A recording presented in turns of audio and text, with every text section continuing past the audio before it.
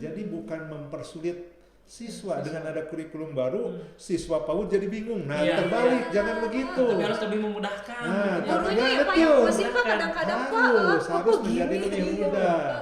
Kurikulum baru perguruan tinggi, Anda jadi bingung. Nikah terlambat.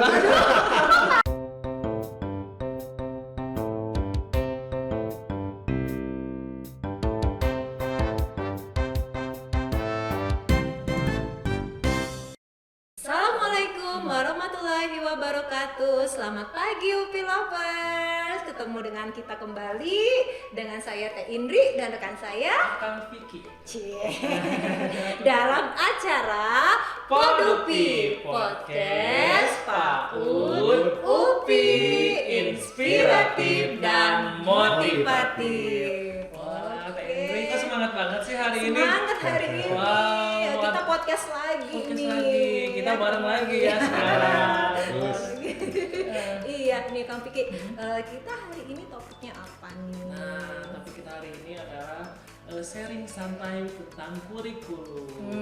Kurikulum ya, pendidikan ya. Nah, ini kita mau kupas tuntas dengan narasumber yang tentunya ahli di bidangnya. Siapa nih tamu kita hari ini? Beliau adalah Profesor Dr. Din Wahyudin MA. Selamat datang Bapak Profesor Din. Sudah ini menyempatkan hadir di sini. Iya, di sela-sela kesibukannya ya Pak ya. Kita panggil Prof Din aja ya Pak ya, boleh? Iya, boleh. iya. Nah, makasih. Enak juga ya. Makasih. Ya, nah beliau mengecam pendidikan nih di S1 itu sebagai sarjana pendidikan di Ilmu Perpustakaan dan Dokumentasi Institut Keguruan dan Ilmu Pendidikan Bandung. S2-nya? S2-nya ini di USA, ya di luar negeri loh, luar biasa sekali di Amerika. Kapan ya keluar negeri? 1986. 1986. Nah, belum lahir itu. Belum lahir. Jadi saya masih di mana ya? 1986. Saya menjadi dosen muda gitu Pak. Saya dosen muda waktu itu diminta oleh universitas untuk mengikuti itu, tapi ya persyaratannya tes dulu. Jadi lulus tes, TOEFL juga waktu itu harus 450. Dulu udah ada TOEFL juga ya? Sudah, 450 ya, sekarang 550 tambah 100. Berapa kali lipat? Ya, tambah 100. Dulu 450, sekarang 550. Katanya malah ada yang Ya, silakan ahli S3-nya Kang Vicky nih. Nah, S3-nya itu Iya.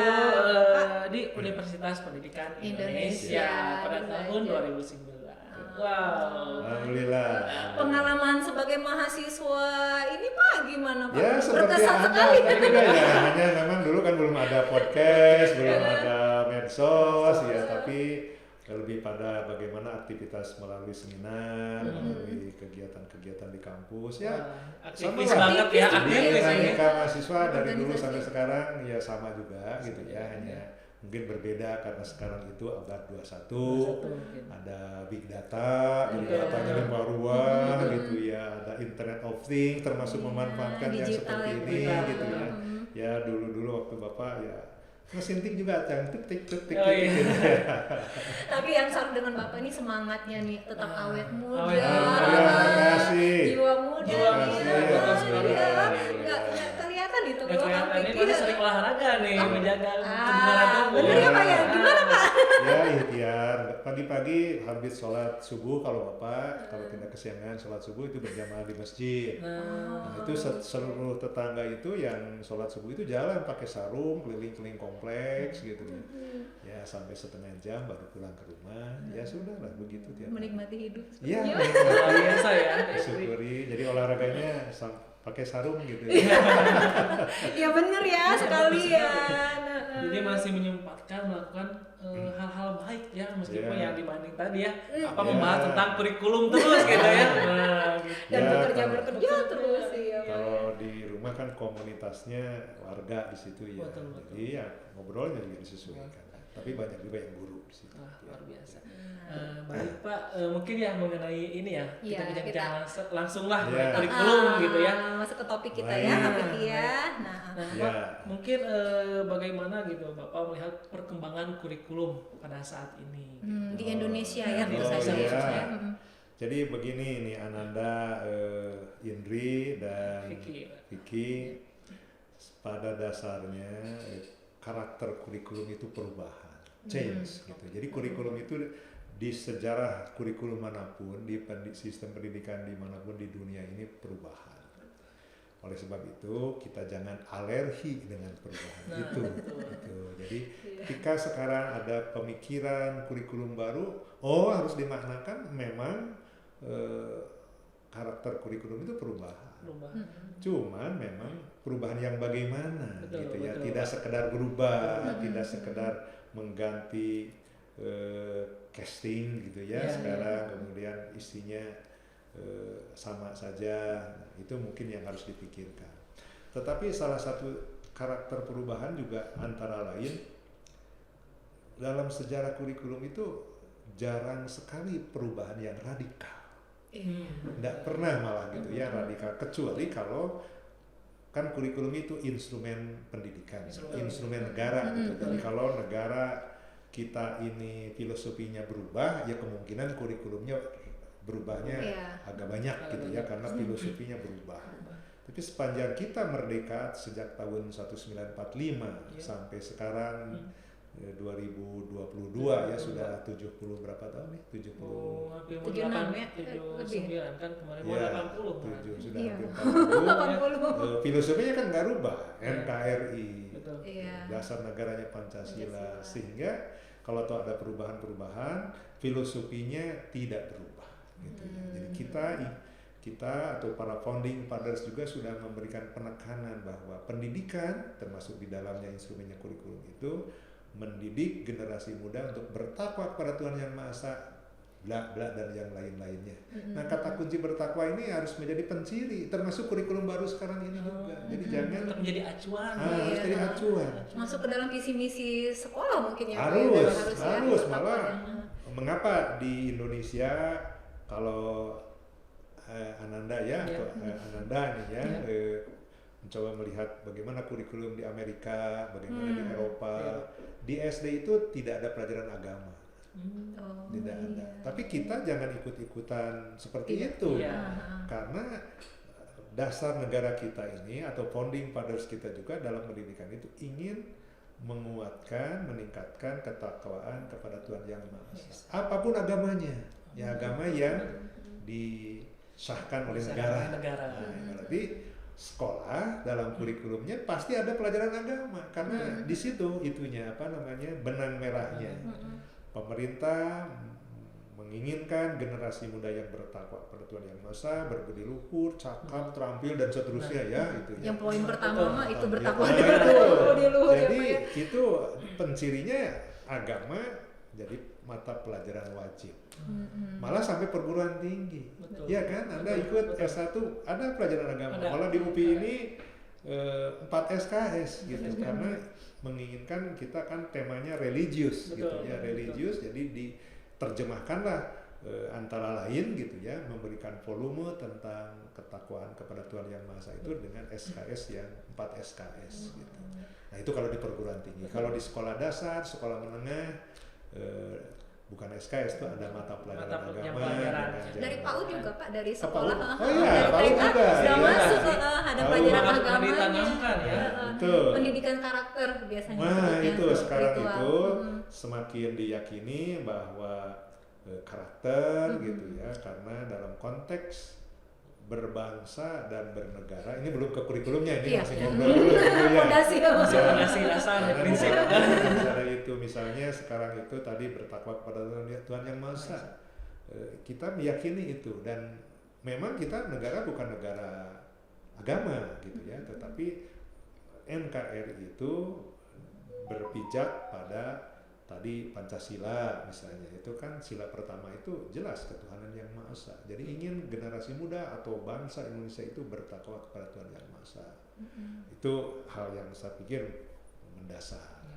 Kemudian juga dalam kurikulum kalau di PAUD ini kan bukan mapel ya, malah kalau melihat sekarang itu penciri kan sekarang itu ada perubahan, di mana perubahannya saya ingin tadi mau ditanyakan juga gitu gimana perubahannya. Pertama tadi tidak radikal, jadi ada yang samanya gitu kira-kira. Jadi ada yang samanya.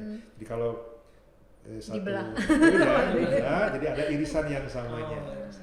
Itu tidak radikal itu seperti itu. Jadi kalau ditanya pembedanya apa, sebaliknya persamaannya apa? Banyak persamaannya gitu. Nggak kehitung. Bedanya jadi jangan melihat ganti lagi, jangan ganti kurikulum. Nah itu Pak agak susah Pak kalau saya di lapangan ya Pak ya, udah ganti lagi dari kurtilas ya Pak ya, masuk lagi ke sini dan nggak ada sosialisasi gitu Pak.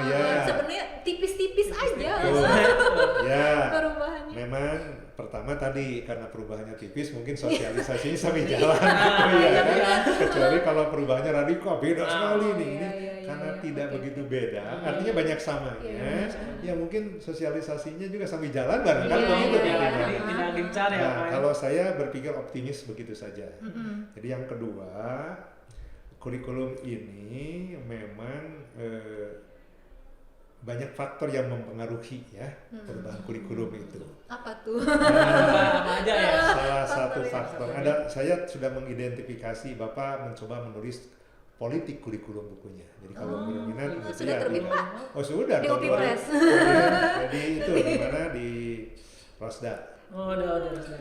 Ya oke. Nanti ya kapan-kapan buka atau mungkin ke perpustakaan. Tapi intinya begini, yang antara lain mempengaruhi itu.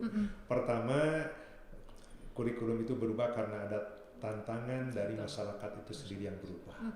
Jadi sebab ada juga pemikiran bahwa kurikulum itu kompromi terbaik dari masyarakat yang ada waktu itu. Jadi, kalau toh saat ini ada pemikiran ganti kurikulum, itu berarti masyarakat inisiatornya termasuk para pemangku kepentingan memandang itu terbaik saat ini. Ya kan, besok lusa berubah lagi ya, tapi kurikulum berubah ya mungkin tergantung zaman ya Pak. Jadi pasti kurikulum itu sesuai dengan perkembangan zaman, dinamika masyarakat. Itu yang pertama Pak. Masih ada 6 lagi. Wah lama ya. Sampai 3 aja Pak, coba Pak. Ke 3 faktor yang lainnya. Ya, salah kedua. Penasaran.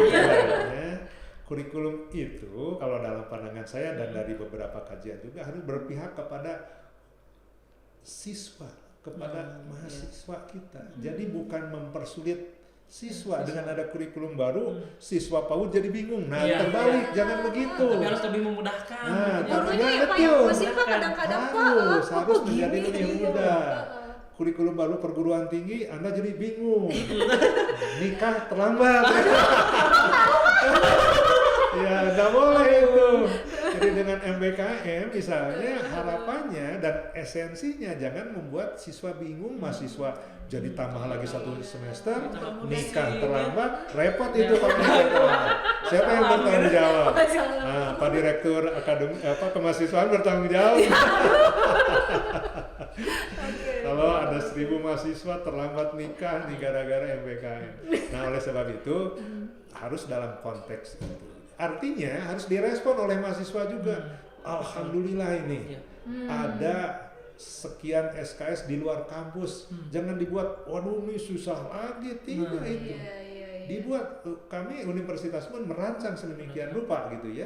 Kalau toh ada kuliah di luar kampus, itu dirancang, disesuaikan juga dengan tadi persiapannya, sudah dengan universitas mana bekerja samanya, Anda juga mahasiswa sudah ada pembicaraan sebelumnya dengan universitas di sana dan seterusnya. Itu kalau di perguruan tinggi. Tapi seru juga kalau misalnya ada ibarat tuh apa sih Merdeka Belajar gitu iya, ya Pak ya. Ke kampus lain kayak gitu ya. Pengalamannya kan nggak didapat ya sebelum-sebelumnya. Siapa tahu dapat jodoh dari sana. Gitu. Jadi kalau mahasiswa jodoh lagi. Amin sama-sama. Gitu ya. Tapi kan ini yang masih hangat juga ya. Gitu.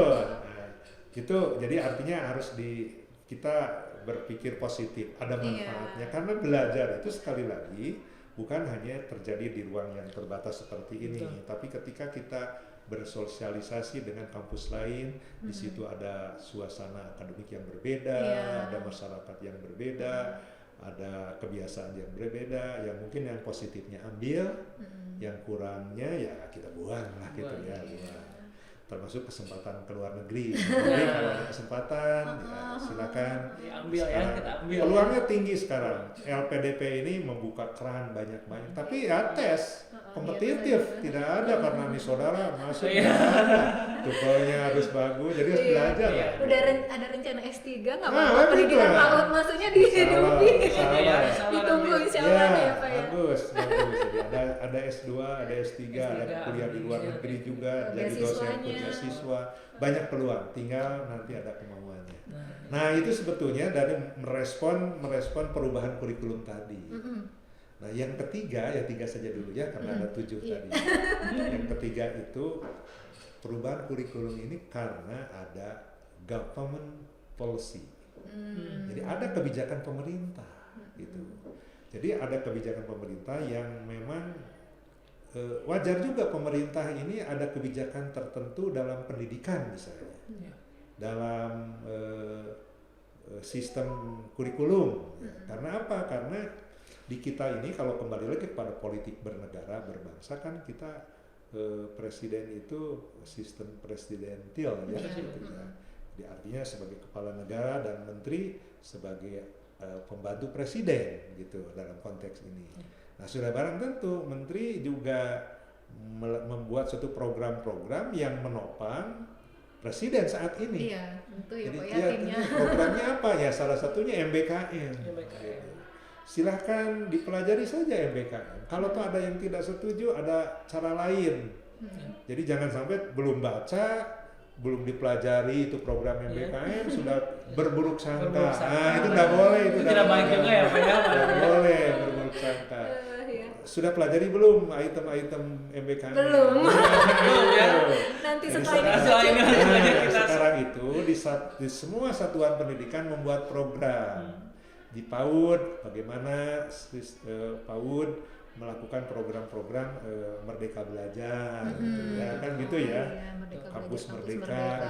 Di universitas juga diterjemahkan malah ada program, ada juga program yang ujungnya ada beasiswa, ada scholarship, karena didanai juga pemerintah menguncurkan sejumlah dana untuk itu. Gitu, iya.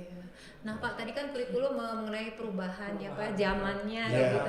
Nah sekarang 2 tahun ke belakang kan udah pandemi ya. Pandemi. Oh iya. Mungkin perubahan itu. Mungkin apakah ada perubahan juga nggak sih? Nah dan itu juga Mas mengenai juga kualitas pendidikan yang selalu berubah kayak gini. Ini kan bencana ya Pak ya. Nah itu bagaimana kualitas pendidikan di Indonesia? Gitu, Pak, jadi pandemik ini kan itu post major ya, jadi ada keadaan darurat. Betul. Dan kita shock gitu ada cobaan ini.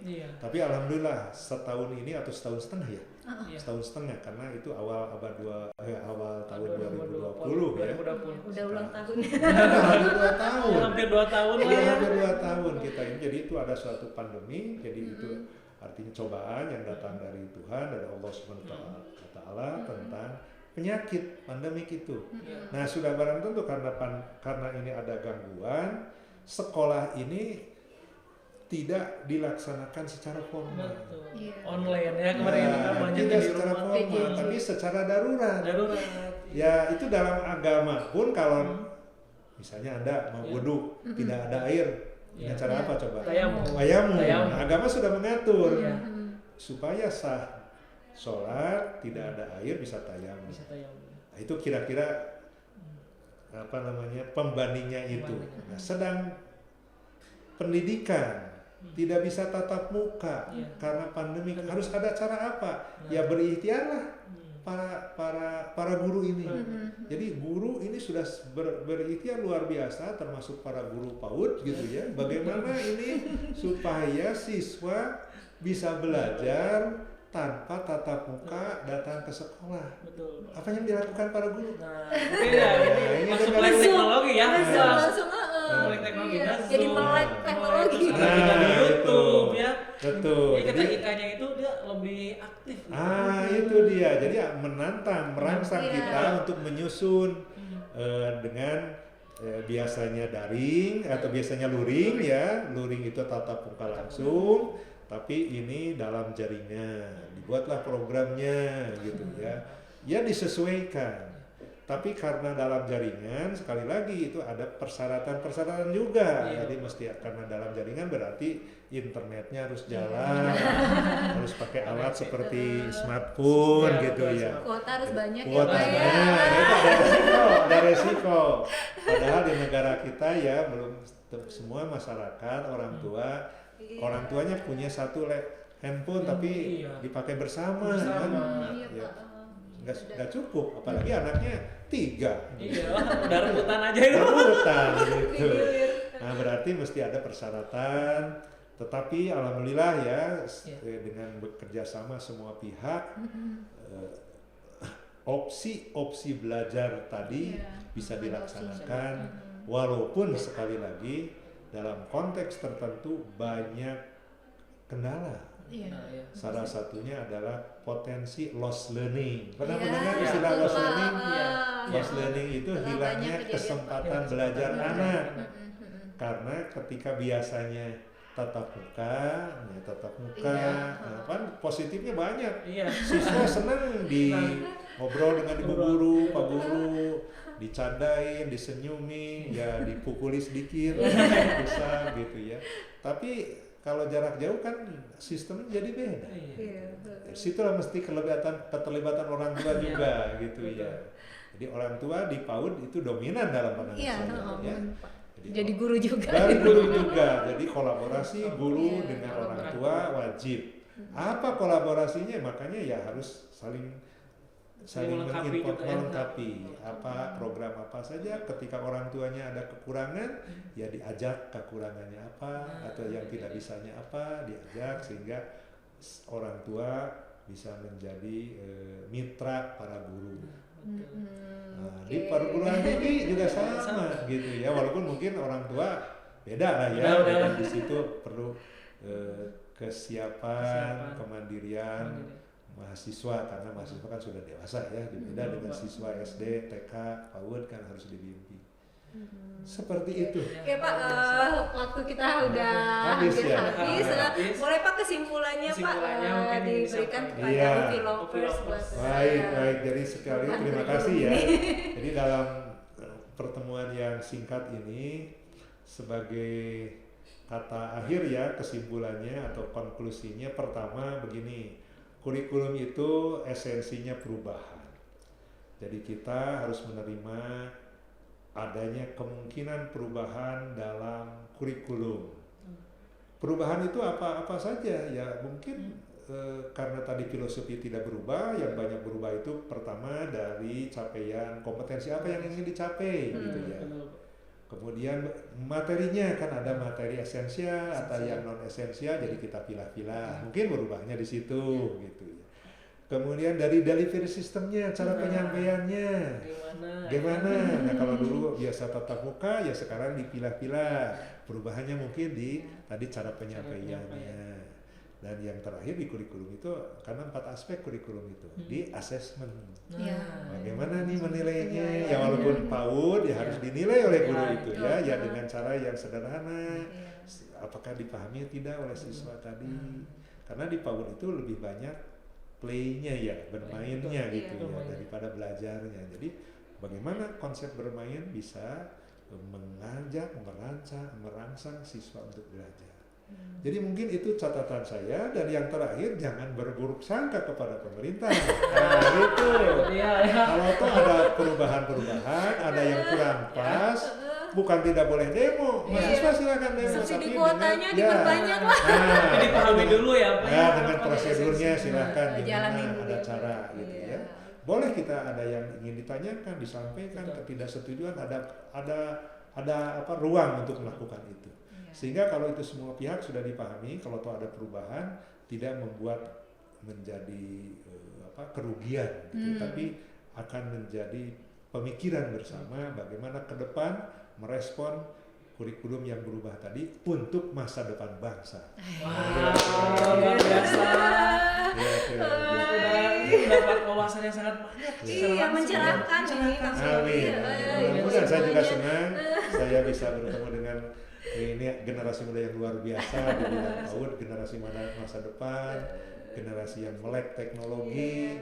Kalau Bapak mah kan dalam komputer itu yang disebut dengan digital natives. Nah, Anda mah digital natives, penduduk asli digital karena sejak kecil, sejak muda literasi digitalnya sangat belajar. Tapi Bapak mah kan kebawa-bawa anak muda. Ya harus ngikutin zaman ya, Pak ya. Jadi disebut juga digital imigran. Itu ada istilahnya. Yang tua digital imigran, yang muda digital natives. Begitu. Iya, terima kasih ya Prof. Din sudah mampir dan berbagi ilmunya dengan kita.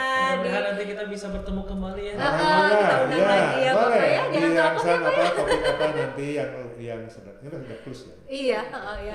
Ya. Oke, baik Upi Lovers, terima kasih sudah mantengin kita ya di channel kita. Podupi jangan lupa untuk subscribe channel kita, di like dan komen. Saya juga ya. Iya. Stay tune tetap untuk nonton Podupi di channel PAUD Pasca UPI. Iya, dan juga kalau kalian pengen tahu masa ini apa sih kampus kita ya, UPI Magister PAUD, kalian bisa ini lihat di website kita di bawah ini. Deskripsi ya. Iya, oke kita izin pamit ya Kang Vicky ya. Terima kasih. Sampai ketemu kembali. Bye. Assalamualaikum warahmatullahi wabarakatuh.